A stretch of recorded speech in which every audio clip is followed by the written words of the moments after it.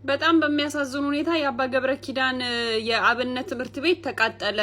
ከማገር ነው አንተ ልክ ጠዋት ስታገኘው ሄኒ ማታ መጽሐፍ ቅዱስ አንብ ምን እንዳገኘው ታውቃለህ ብሎ የሚጀምር ወሬ የሚጀምር ጓደኛለሁ። አንዷ ሴትዮ ገበያ ሄደው በስተርጅና 100 ብር ከመቀነት ጠፋባቸው አሉ።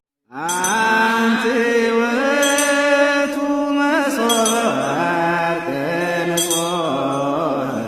ይቅርታ በጣም ሰይጣን ራሱ ይቅርታ ማለት ያለብኝ ይመስለኛል። ሰይጣን ማለት አበዛው። አንዷ ሴትዮ ገበያ ሄደው በስተርጅና 100 ብር ከመቀነት ጠፋባቸው አሉ እና በጣም ሰማይ የሚሰነጥቅ ድምጽ እያወጡ ይጮሃሉ። አገር ይያዝልኝ እያሉ ሰው ሁሉ ተሰብስቦ ብር ጠፍቷቸው መሆኑን ሰማ። ለመሆኑ ስንት ብር ጠፋውት እናቴ ብሎ አንዱ ሲጠይቅ ጮክ ብለው 1000 ብር አሉ።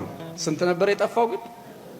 እና አንዱ ጠጋ ብሎ በጆሮአቸው ማዘር አረ ሌባም ይታዘባል የጠፋቦትን ይናገሩ አላቸው። ለካ ራሱ ሌባው ነው እንዲህ የሚላቸው።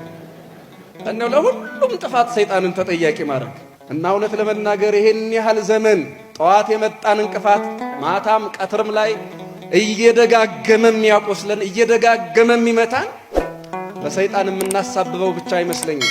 ራሳችንም ሰይጣኖች ነን። አንዳንዴ እኮ የራሳችንን እንቅፋት እሱ ጋር ስንደፈድፈው እሱ ራሱ የሚስቅብን የሚታዘበን ይመስለኛል። የሰይጣን ልብ ያላቸውን ሰዎችም ይሄ ጾም ይሄ ጸሎት የተሰበረ ልብ ሰጥቶ መላእክት ቅዱሳን መላእክትን የጻድቃን የሰማዕታትን ልብ ይስጥልን።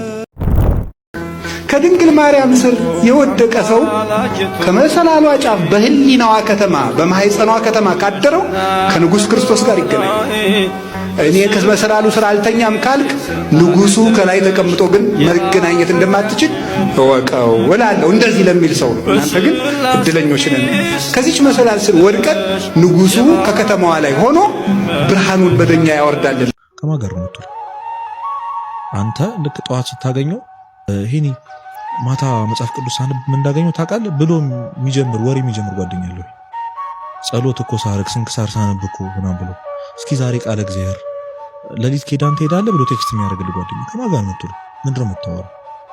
ሃይስኩል ተማሪዎች ሆንክ ዴስክ ዙሪያ ያሉ ሰዎች ማን ናቸው? ምንድነው በጆሮ የሚገባው? ሰው ብቻውን አይለወጥም። ማውቃ ቅድም እንዳልኩ ህብረታዊ ማንነት ነው ክርስትና። ሁልጊዜም ቢሆን አንተ ራስን ማስገዛት አቅቷል። የሆነ ሰው ማስገዛት አለብህ። የሚጎተተ ሰው የምታከብረው ሰው ያስፈልጋል። ጧት ቤተክርስቲያን ሲሄድ የሚቀሰቅስ ሰው፣ ስደክም ያበረታ፣ እሱም ሲደክም አንተ የምታበረታው ጓደኛ እና ማን ከማጋ ነው የምትለው?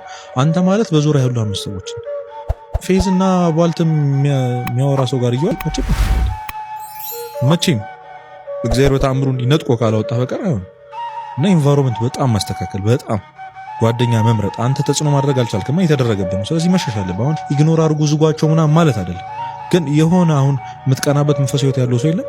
የሆነች አለች ጧጧ ቤተክርስቲያን ትሄድ ሄደ ይጎን ገለ ሄደ እባክህ ጓደኛ ይሄድ አርገኝ እባክሽ ጓደኞች አርገኝ ሄደ በቃና ጧጧ ቤተክርስቲያን ትሄድ ቀስቀስ። ይሄ እኮ የትጋቱ መጀመሪያ ነው ታውቃለህ አይደል? እንዴ በቃ ይሄ ነው መንፈሳዊ ትጋት እንዲኖረን አጠገባችን ያሉትን ጓደኞቻችንን በደንብ ፑሽ ማድረግ ማለት ፍላጎቱ ስላለኝ እኔ አንተን እንድትገፋፋኝ ማድረጉ በራሱ የትጋት መጀመሪያ ነው። ስለዚህ በጣም ወሳኝ ነገር። በጣም አሁን አልገባህማ? አካባቢ ያሉ ሰዎች እንደዛ አይደሉ። ሰው ውጣ ከዛ ኢንቫይሮንመንት ራስን ነቅለህ ውጣ እና ክተት የሆነ ቦታ ይሁን። ሁሉ ጊዜ ቃለ እግዚአብሔር እንድትጠማ የሚያደርጉ ሰዎች ጋር መዋል አለበት። ክርስቶስን የሚሸቱ ሰዎች፣ ቤተክርስቲያን የሚሸቱ ሰዎች። በጣም በሚያሳዝን ሁኔታ የአባ ገብረ ኪዳን የአብነት ትምህርት ቤት ተቃጠለ።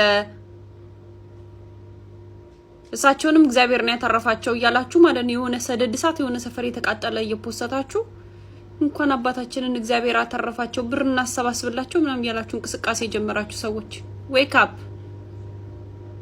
ከየት ነው የሰማችሁት ይሄን ዜና?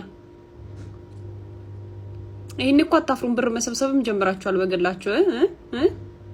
መረጃው ብቻ እጄ እንዳይገባ ተጠንቀቃችሁ ሰብስቡ። ለማንኛውም የሆነ ሻማ ለኩሰው ረስተው ነበረ። የአብነት ተማሪዎቹ ጊዜያዊ ማረፊያ ቆርቆሮ በቆርቆሮ ቤት አለ፣ እሱ ነው ትንሽ የተቃጠለው።